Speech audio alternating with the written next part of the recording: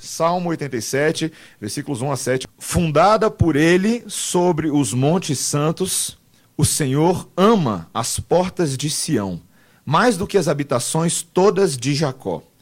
Gloriosas coisas se tem dito de ti, ó cidade de Deus. Dentre os que me conhecem, farei menção de Raabe e da Babilônia. Eis aí Filístia e Tiro com Etiópia. Lá nasceram.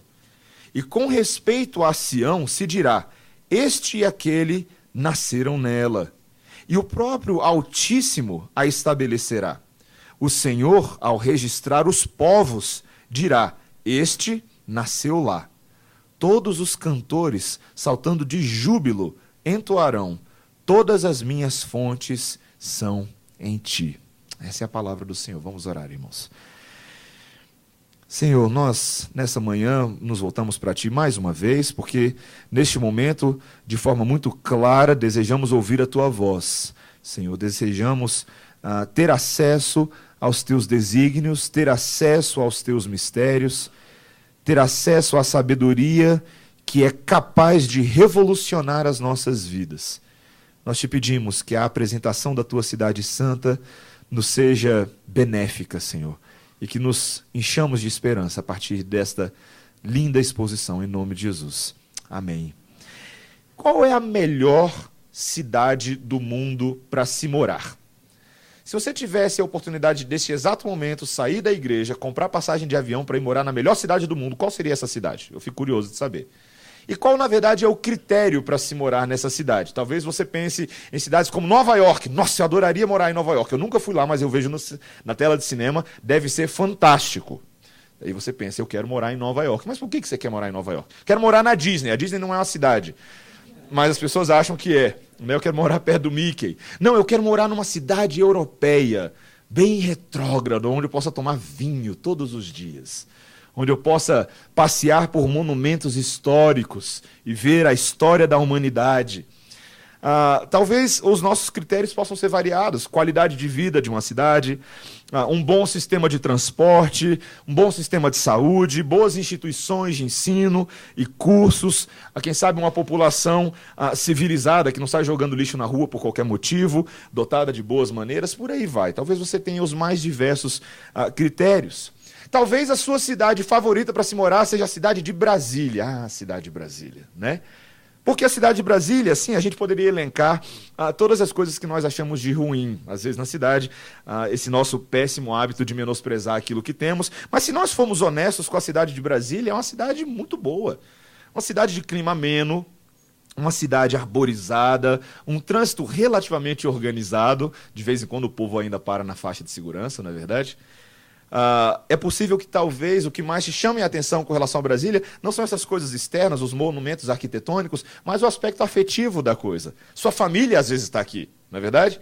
Seus amigos, seus irmãos com quem você cresceu, as memórias da sua infância, a corrida pelas quadras residenciais, pelos pelotis vazados e por aí mais, e vai.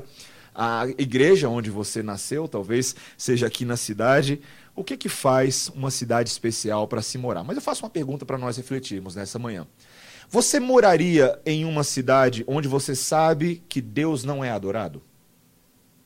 Que Deus não está presente, não no sentido da sua presença espiritual, mas de que Ele não é invocado ali? Eu converso com alguns irmãos que têm a oportunidade de morar em outros lugares, passarem um tempo morando fora. Nosso irmão Fred e Keila agora vão morar fora, outros já foram. E às vezes eu converso com as pessoas e muitos não refletem se, por exemplo, na cidade onde eu estou indo morar, lá tem uma igreja. Se tem irmãos com quem eu possa crescer espiritualmente. Uma igreja onde eu possa ser alimentado, onde eu possa ser edificado.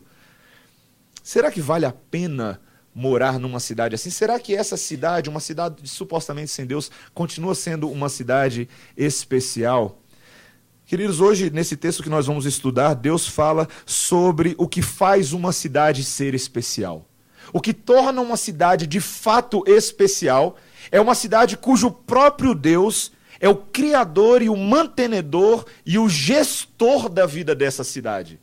Onde Ele é o responsável por depositar a sua bênção. E é nessa cidade onde nós devemos estar.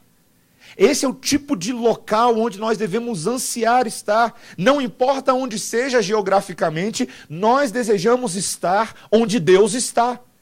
A presença dele deve ser o nosso bem mais importante. E esse texto conta a história de uma cidade, de forma bem resumida, mas a história de uma cidade especial. Jerusalém ilustra para nós a cidade que nós devemos ansiar. Uma cidade que deve ter 3 características. Ela deve ser favorecida de Deus, ela deve ser colonizada por Deus e ela deve ser eternizada por Deus. Essas são as 3 coisas que eu e você devemos ansiar na cidade especial de Deus. Ela deve ser favorecida por Deus, colonizada por Deus e eternizada por Deus. O texto começa dizendo sobre esse favorecimento de Deus. Versículo 1. Fundada por ele sobre os montes santos, o Senhor ama as portas de Sião mais do que as habitações todas de Jacó.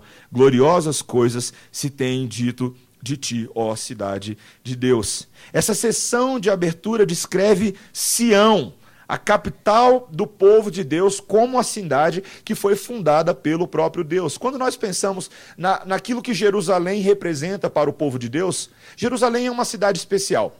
O povo de Israel, durante muitos anos, tem uma atitude muito nômade. Sempre foi um povo andarilho e peregrino na terra. Durante séculos da história desse povo, a presença de Deus foi caracterizada no meio do povo por causa de um tabernáculo móvel. Essa tenda que era montada e desmontada todas as vezes que o povo ia andando. Fica pensando na trabalheira que devia ser. E o tabernáculo não era assim uma estrutura muito simples. Apesar de ser uma tenda, era uma tenda muito detalhada, era uma tenda muito cheia de informações e muitos detalhes para os quais Deus atentava e com as quais ele era exigente. Mas o povo de Israel, à medida que vai crescendo como nação, à medida que vai se estabilizando, ele para de ser um povo andarilho. E Deus faz uma transição desse modelo de um tabernáculo nômade, de um tabernáculo móvel, agora para um templo. Templo que Davi queria ter construído, mas essa oportunidade não foi dada a ele. A oportunidade foi dada ao seu filho Salomão. O rei Salomão, o rei das grandes posses e da grande sabedoria, teve o privilégio de construir o templo de Deus, o templo que é construído dentro da cidade de Deus, Jerusalém, representando agora a presença na vida do povo. E o texto nos diz que, na verdade, esse espaço, essa cidade-templo, não foi fundada por Salomão, foi o próprio Deus que fundou. Era objeto do desígnio e da vontade de Deus criar essa cidade. Olha o versículo 1. Fundada por ele sobre os montes santos. E por ser fundada por ele, o versículo 2 nos diz que o Senhor ama esse lugar. Que esse lugar é especial. Que ele é mais especial do que todas as habitações de Jacó, as habitações de Israel. Veja, a palavra de Deus não está falando que Deus odeia as outras cidades. Não é? Deus detesta. Não é isso.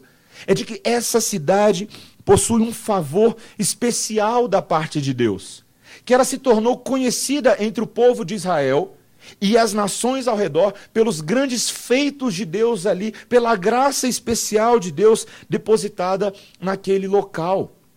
Esse tema da cidade, queridos, quando nós estudamos em teologia bíblica, é um tema muito importante. Ele percorre toda a Bíblia, ele começa lá em Gênesis e vai até o Apocalipse, uma cidade que Deus está preparando. Lá em Gênesis, quando Deus se apresenta a Abraão, ele fala que ele levará Abraão para um local especial, uma terra que ele vai preparar. Mas um pouco antes de Gênesis 12, se você lembra, nós temos a história da Torre de Babel, em Gênesis 11. Vocês lembram dessa história? E essa história começa falando de um grupo de homens que se juntaram para eles fazerem uma cidade. Uma cidade na qual eles edificariam uma torre para que o nome deles fosse importante. Uma cidade de homens. Uma cidade que Deus acabou frustrando. Porque era uma cidade que estava sendo concebida para ser tão importante quanto uma cidade que o próprio Deus construiria. E Deus acabou vindo e confundindo esse projeto todo. Babel é muito mais do que o nome de uma novela. Babel é o nome de um projeto frustrado. Mas Deus vai redimindo essa ideia e ele vai construindo essa ideia de uma cidade. E Jerusalém passa a ser esse lugar especial para o povo de Israel. Vários dos salmos que nós temos são salmos que declamam o amor que eles têm pelo templo de Deus na cidade de Sião, a cidade sobre os montes santos. Se você está estudando bem, ali no nosso material dos grupos familiares, nós estamos estudando Jonas. Todo mundo lembra de Jonas? Jonas, nessa semana, nós acabamos de ver que ele foi parar no ventre do peixe, certo? No ventre de um grande peixe. Uma história bem assustadora. E lá no ventre do peixe, Jonas, quando está orando a Deus, uma das coisas que ele se sente, nas quais ele se sente abandonado, é porque ele acha que ele não mais terá a oportunidade de ver o templo santo de Deus. Ele ora isso, ele fala, Senhor, como eu tenho saudade desse templo. Queridos, o templo era especial. Deus amava esse local e o povo amava esse local porque Deus depositava ali a sua graça. Para pensar como esse projeto do Antigo Testamento se tornou um projeto espiritual para nós no Novo Testamento. A igreja do Senhor é o projeto da habitação do Senhor, certo? Nós ainda não estamos na Jerusalém final, mas estamos numa Jerusalém temporária em que Deus está construindo uma cidade com eleitos de todas as partes, com os seus servos que foram salvos. Nós poderíamos dizer, como o Novo Testamento diz, que Deus ama a sua igreja, de que Deus tem um zelo especial por ela, de que a sua graça é depositada nessa igreja. Isso me faz pensar, queridos, como tantas vezes nós não amamos a igreja. Já parou para pensar nisso? De que Deus, o fundador, o cabeça desse projeto, o ama de paixão, mas nós não temos tanto apreço por ele. Nós não entendemos tantas vezes bem o que nós estamos fazendo aqui agora de manhã. Muito mais do que cumprir um rito, um programa, bater a carteira e falar, ó Deus, fiz a minha parte. Nós precisamos entender o que Deus está fazendo. Deus ama esse negócio e, portanto, nós devemos amar também. O pastor Kevin DeYoung, no livro Por que Amamos a Igreja, ele fala bastante disso. Ele fala, existe hoje um movimento de desigrejados que ignoram rapidamente qualquer coisa relativa à palavra igreja, mas ao fazer isso se esquecem que quem é responsável pela igreja não são os homens, mas é o próprio Deus. E se ele ama a igreja, nós devemos amar a igreja. Sabe, meus irmãos, pais, nós precisamos ensinar isso às crianças, aos filhos. Tantas vezes os filhos, eles crescem num contexto da sua casa em que ir à igreja ao domingo é visto de uma forma enfadonha e burocrática, não é verdade? Mas sabe por que às vezes os nossos filhos vêm dessa maneira? Porque eles não conseguem ver na vida dos pais o alegrei-me quando me disseram vamos à casa do Senhor. E se o filho não consegue ver isso na casa dos pais, por que você fica tão decepcionado quando na adolescência ele sai fora da igreja? Já parou para pensar nisso? É uma fase, eu não sei o que fazer com meu filho. Mas será que o seu filho tem visto na sua vida o amor pela igreja do Senhor? Se Deus ama a igreja, nós devemos amar a igreja. Grandes coisas acontecem ali. O Senhor deposita a sua graça. Veja que claramente o Senhor Jesus Cristo tinha zelo pela igreja do Senhor. Em João 2, após a cena do casamento em Caná da Galileia, nós vemos o Senhor Jesus Cristo numa atuação bem agressiva. Quando ele, ao se aproximar do templo, vê os mercadores tratando aquele local de qualquer maneira, e o zelo pela casa do Pai o consumiu, e ele expulsa aquela cambada toda. Ele expulsa, os discípulos ficaram impressionados com aquilo. Mas o Senhor Jesus Cristo estava mostrando, meus irmãos, o princípio do amor pelas coisas que o Pai ama. E nós devemos ser assim também. A cidade de Deus é favorecida. Coisas maravilhosas acontecem ali. Eu e você temos o privilégio, eu não sei se você percebe isso semana após semana, de gozar de privilégios que são únicos desse projeto divino. Você já parou para pensar nisso? Eu vou tentar listar rapidamente de cabeça alguns deles para vocês. Quando nós abrimos a palavra do Senhor nesse exato momento, eu e você estamos ouvindo Deus falar conosco. Sabe aquela oração que você faz? Deus fala comigo, você fica esperando um anjo aparecer no céu e no seu quarto? Deus está respondendo exatamente neste momento. O anjo, mensageiro do Senhor, não um anjo que nem Gabriel, mas um anjo tipo Mateus, e minha esposa gosta muito de mim. Um anjo está comunicando a palavra do Senhor. Queridos, o privilégio de ouvirmos a voz de Deus. O privilégio de gozarmos do sacramento da mesa do Senhor, que é um sinal histórico e vivo de que a nossa fé não é vazia e de que ela é encorajada quando nos aproximamos.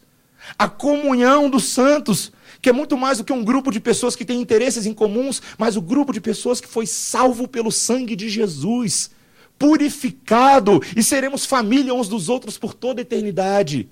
Grandes coisas são feitas em Sião, meus irmãos. E por isso nós devemos ficar alegres. A lista vai embora. E o texto passa agora a mostrar justamente parte dessas grandes coisas, quando nós vemos não apenas uma cidade que é favorecida, mas uma cidade que é colonizada pelo próprio Deus. Olha o versículo 4. Dentre os que me conhecem, farei menção. E aqui eu faço uma pausa, porque talvez a gente fique esperando que Deus agora vai dar uma lista para nós de judeus e homens ao longo da história, patriarcas da fé, que conhecem a Deus em Jerusalém. Não é verdade? Essa é a nossa expectativa. Essa frase preparatória nos dá essa impressão. Mas não é bem verdade. Porque o que ele vai falar aqui é um tanto quanto chocante. Farei menção de Raabe e da Babilônia. Eis aí Filístia e Tiro com Etiópia. Lá nasceram. Todos esses nomes aqui são referências a povos e cidades gentílicas. Talvez você está pensando que Raabe aqui está falando daquela Raabe que ajudou os espias quando foram a Jericó, mas não é essa Raabe que ele está falando. Na verdade, Raabe é um apelido dado para o Egito. Depois você pode dar uma olhadinha lá em Isaías, capítulo 30, versículo 7. Lá aparece como Gabarola na tradução em português, mas a palavra hebraica é Raabe.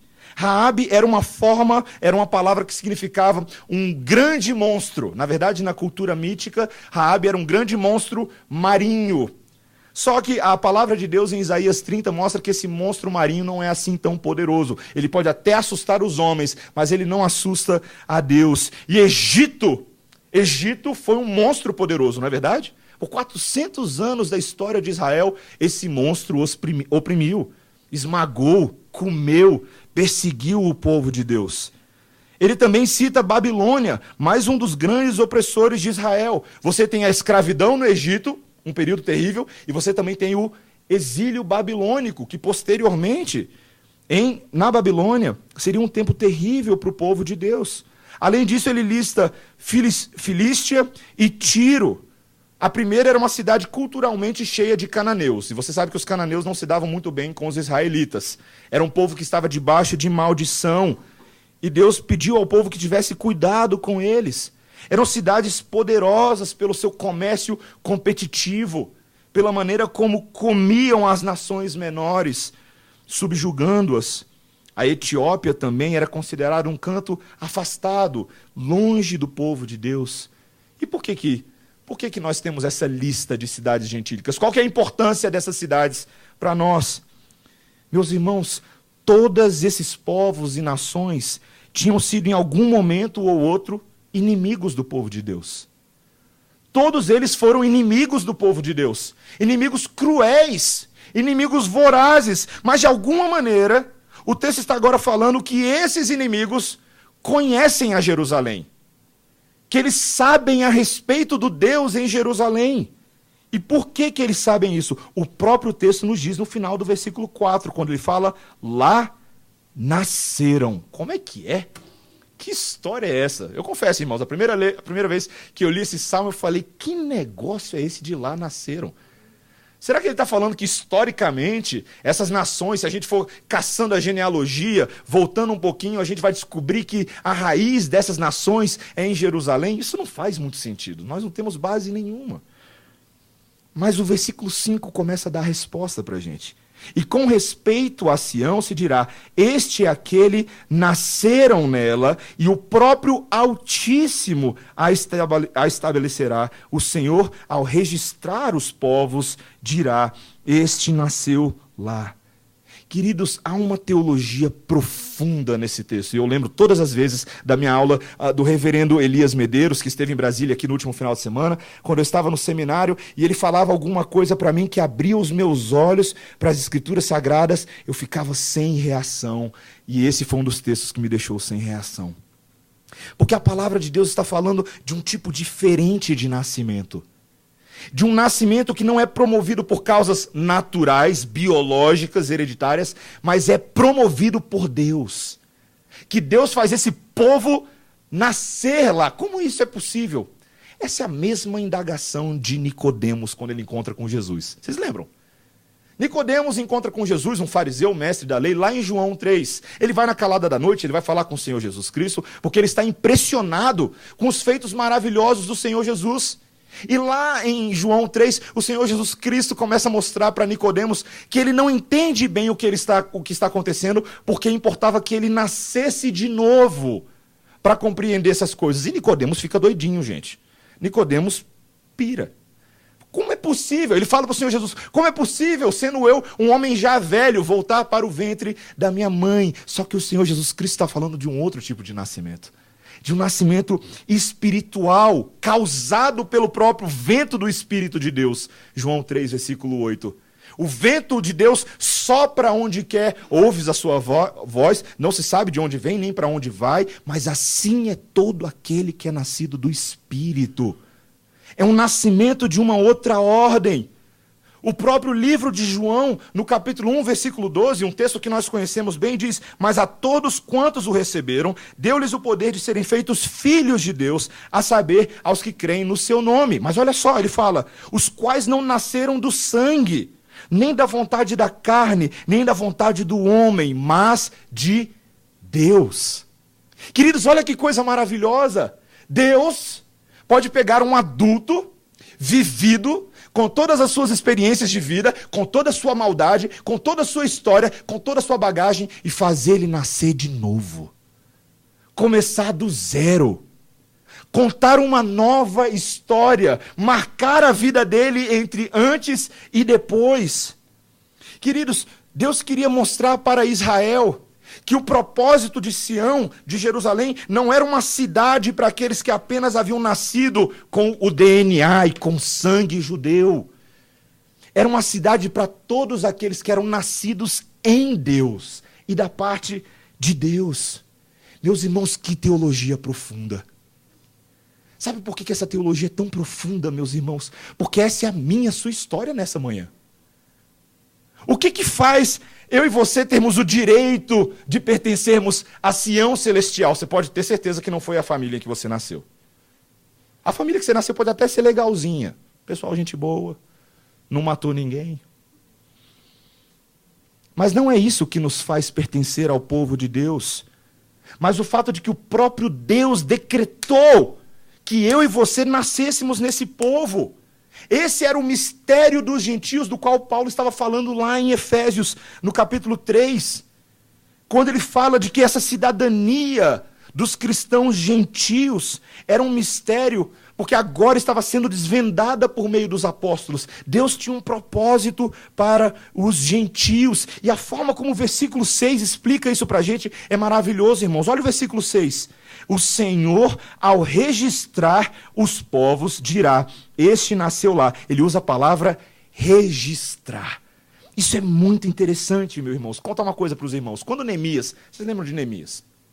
Neemias, após o exílio babilônico, ele tem a oportunidade de voltar agora com o povo de Deus para uma Jerusalém que em nada lembrava aquela célebre cidade. Uma cidade agora que foi destruída. Uma cidade que foi abalada pela invasão das nações pagãs. Neemias tem no seu coração um desejo colocado por Deus de reconstruir os muros de Jerusalém. E ele o faz. Foi um trabalho muito difícil. Envolveu muita gente, envolveu um certo planejamento. Mas para reconstruir essa cidade, era necessário que agora os habitantes dessa cidade, os futuros cidadãos da nova Jerusalém reconstruída, provassem que eles possuíam um direito de nascença para morar ali. Eles tinham que mostrar de alguma maneira que eles eram judeus de verdade, que eles pertenciam àquele povo, à linhagem daquele povo originalmente. E para isso você precisava de um certo processo de cartório. É como se Neemias agora estivesse atuando como um tabelião, uma pessoa responsável pelo registro, por organizar a autenticidade dos documentos desses novos cidadãos. Queridos, o que a palavra de Deus está nos falando nessa manhã é que quanto a Jerusalém de Deus, Deus é o tabelião. Deus é o tabelião. Deus é aquele que registra, organiza e autentica os documentos dos novos cidadãos. É Ele quem formaliza, quem legaliza os acordos entre céu e terra. É Ele quem autentica os fatos. Deus é o tabelião dessa história e Ele registra os nossos nomes, não num livro que pode ser arquivado num gavetão qualquer e ser esquecido, quem sabe até queimado por alguma tragédia. Ele escreve os nossos nomes no livro da vida. O tema do livro da vida é o grande terceiro tema, que a gente falou do tema da cidade, o tema do nascimento e agora o tema do livro da vida. Isaías no capítulo 4, versículos 3 a 4 diz: será que os restantes de Sião e os que ficarem em Jerusalém serão chamados de santos? Preste atenção. Todos os que estão inscritos em Jerusalém para a vida, quando o Senhor lavar a imundícia das filhas de Sião e limpar Jerusalém da culpa, do sangue no meio dela, com o espírito de justiça e o espírito purificador. Meus irmãos, uma profecia que é dada 700 anos antes da vinda de Jesus e foi cumprida porque o nosso tabelião não falha. O nosso tabelião não falha. Se ele falou que vai botar o seu nome lá, ele coloca o seu nome lá. E ele fez isso, queridos. O Senhor Jesus Cristo trouxe um novo batismo, que não era o batismo de João Batista, apenas por uma purificação externa, mas um batismo com fogo, que nos purifica internamente. Por meio do seu sangue, meus irmãos, o nosso nome foi escrito no livro da vida. Spurgeon, e ele não foi o primeiro a falar isso, ele falava dessa linguagem poética e simbólica, na qual Deus escreve os nossos nomes com o sangue de Jesus. Para pensar nessa cena. Deus registrando o seu nome por força de uma tinta especial, não é dessa sua canetinha Bic vagabunda aí, não. Uma tinta eterna, imutável. Uma tinta que não pode ser apagada, porque, meus irmãos, nada nesse mundo pode nos separar do amor de Deus que está em Cristo Jesus. Nada. Será que quando eu falo dessa realidade para você, do fato de que o seu nome está registrado lá, isso te alegra, isso move com você? Porque, queridos, eu posso pregar esse texto 1 milhão de vezes e todas as vezes que eu ler essa passagem eu vou ser movido por essa verdade. O meu nome está escrito lá. Que alegria, irmãos! Que motivo de celebração! Porque eu agora posso viver esse mundo não com base nas esperanças que o governo brasileiro me oferece, não com base na capacidade da Lava Jato de nos salvar messianicamente, não com a expectativa de alguém que venha, o próximo presidente. Não, queridos, mas o fato de que o grande tabelião nos selou para a eternidade. De que nós pertencemos a uma nova esfera. O Senhor registra os povos. E por isso, a última coisa que esse texto fala é que essa cidade colonizada e favorecida por Deus é uma cidade eternizada por Deus. Versículo 7. Todos os cantores, saltando de júbilo, entoarão: todas as minhas fontes são em ti. Meus irmãos, que coisa maravilhosa! O produto disso é que agora todo mundo, todos esses cantores, agora saltam de júbilo, se tornam dançarinos na presença do Senhor, de tanta alegria. E entoam: todas as minhas fontes estão em ti. Queridos, fontes são coisas muito preciosas para um povo que vive no deserto. Eu e você temos água aqui todos os dias, glória a Deus por isso. Opa, só que não. A água está acabando. Ontem teve racionamento, hoje teve racionamento na Asa Norte, eu acho. Fui tomar banho hoje de manhã, fiquei um pouco preocupado, porque a água não saía direito do chuveiro. Eu falei, mas não era na Asa Norte hoje? E a gente fica preocupado. A simples ameaça da falta de água para nós nos deixa aflitos, não é verdade? Ansiosos, eu tenho que lavar toda a minha louça, eu tenho que encher todas as minhas garrafas de água, senão eu vou morrer de sede amanhã. E eu não sou camelo, eu não tenho como guardar, não sou um cacto, eu não tenho como ficar guardando água. Eu preciso resolver esse problema. Queridos, para um povo que vive no deserto e que não tem um sistema de abastecimento hídrico do qual eu e você desfrutamos todos os dias, lembre-se de agradecer a Deus por isso. Para um povo que vive no deserto, fontes são coisas muito importantes. Na história do povo de Israel, quando estavam sedentos no deserto, Deus providenciou água para esse povo. E esse povo ingrato não entendeu bem como aquilo funcionava.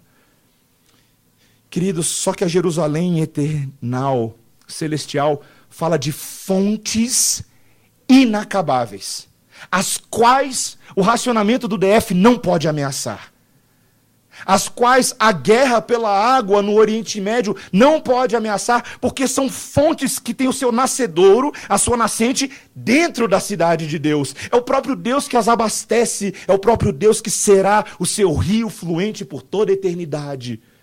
Esse texto que nós lemos nessa manhã em Apocalipse 21, versículos 9 a 27, meus irmãos, que texto belo.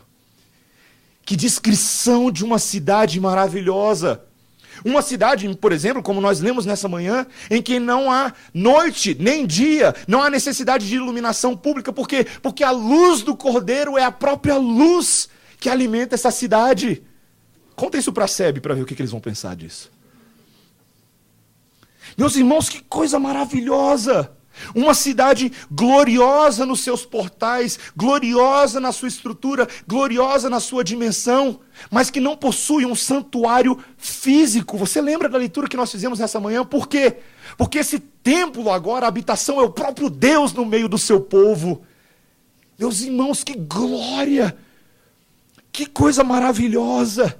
Que motivo de alegria dessa cidade eterna! Existe um hino, que ficou muito famoso, a gente ainda não traduziu esse hino direitinho não, tem algumas traduções em português. Ele é chamado Glorious Things of These Are Spoken.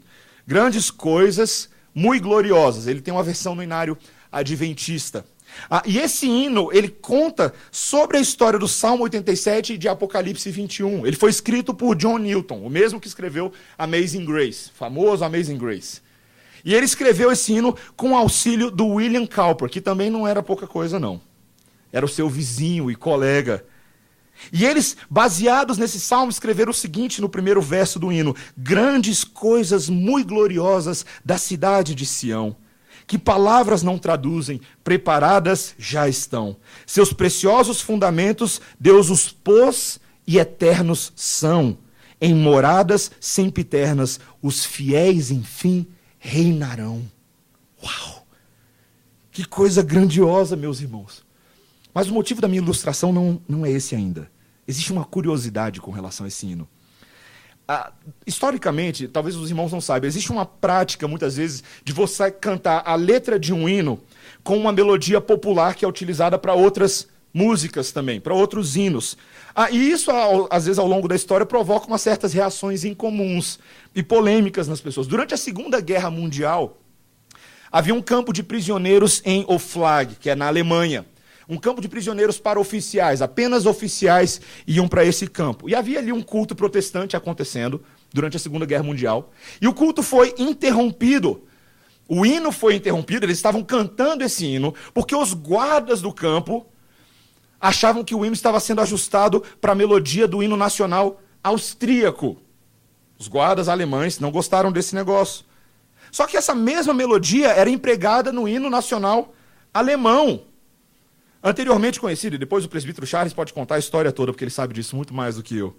Mas é curioso, o terceiro verso desse hino é, na verdade, a melodia ali do hino nacional da atual Alemanha. Só que muitas pessoas têm dificuldade com isso, particularmente com esse hino, historicamente, na Europa, porque o uso dessa melodia particular é muitas vezes polêmica, porque apesar de remontar ao século XVIII, ela também lembra da Alemanha nazista. Mas para pensar a ironia de tudo isso, meus irmãos. Austríacos e alemães, inimigos mortais, chateados porque estão cantando o mesmo hino com versões diferentes, mas queridos, eu não consigo imaginar uma ilustração melhor disso para esse texto. Porque esse hino, meus irmãos, não é hino de separação e conflito, é hino de reconciliação numa Jerusalém celestial. Os inimigos de Deus são feitos amigos de Deus por causa de Jerusalém. Por causa de Jerusalém, meus irmãos, essas aflições temporais são colocadas por terra e a reconciliação eterna é feita. E é por isso que esse hino é tão precioso. Ele diz na sua segunda estrofe: eis as fontes cristalinas de águas vivas a jorrar, nelas podem os remidos sua sede saciar. Que felizes habitantes lá para sempre viverão. Ó, que gozo, que alegria há de haver em ti, Sião. Ó, meu mestre, quanto almejo com os santos ir morar. Na cidade pelas portas coroado hei de entrar. Viverei na redenção. Glória, glória, aleluia. Cantarei em ti, Sião. Meus irmãos, que belo hino. É a graça de Deus que sustenta essa maravilhosa comunidade. Meus irmãos, se Deus abre as portas para os seus inimigos, quem somos eu e você para fechá-la? Quem somos eu para termos ciúme e sermos resistentes e tentarmos proteger a nossa cidade, quando Deus escancara as suas portas e convida pessoas de todas as tribos, povos, línguas e nações para adentrar esse santuário? Meus irmãos, a melhor cidade do mundo para se morar não é aquela que não tem racionamento de água. Não é aquela que simplesmente tem pontos turísticos agradáveis para você visitar de vez em quando. É aquela cidade em que Deus governa tudo. Em que Deus é o gestor. Em que todos ali presentes não estão ali porque merecem, mas porque Cristo mereceu em nosso lugar. E é por isso que o autor de Hebreus, no capítulo 10, versículo 22, ele diz, preste atenção, mas tende chegados ao monte Sião, e à cidade do Deus vivo, a Jerusalém celestial, e as incontáveis hostes de anjos, a universal assembleia, a igreja dos primogênitos, arrolados nos céus, e a Deus, o juiz de todos, e aos espíritos dos justos aperfeiçoados, e a Jesus, o mediador da nova aliança, e ao sangue da aspersão, que fala coisas superiores ao que fala o próprio Abel. Que cidade maravilhosa, meus irmãos. A melhor cidade do mundo para se morar. Eu e você não tínhamos o direito de estar lá. Mas o sangue do Cordeiro, o juiz de toda a terra, nos convidou, nos registrou, nos selou e nos eternizou nela. Colonizou essa cidade inteira com gente como eu e você. Eu não consigo entender muito porque ele faz esse tipo de coisa, mas uma coisa eu sei, ele fez. Ele fez isso. Meus irmãos, que coisa maravilhosa. Que Deus nos ensine a sermos movidos nesse dia por essas verdades. Que nós possamos nos lembrar claramente, irmãos, de que a atitude do povo de Deus, a partir de então, deve ser a mesma atitude de Deus, porque nós agora somos oficiais de registro que Deus coloca nas ruas, para que em nome dele possamos fazer conhecidas as movimentações desse cartório celestial. Que outros venham a conhecer a forma gratuita, como Deus salva, como Deus opera. Que nós possamos proclamar essa mensagem. Amém, irmãos? Amém. Vamos orar.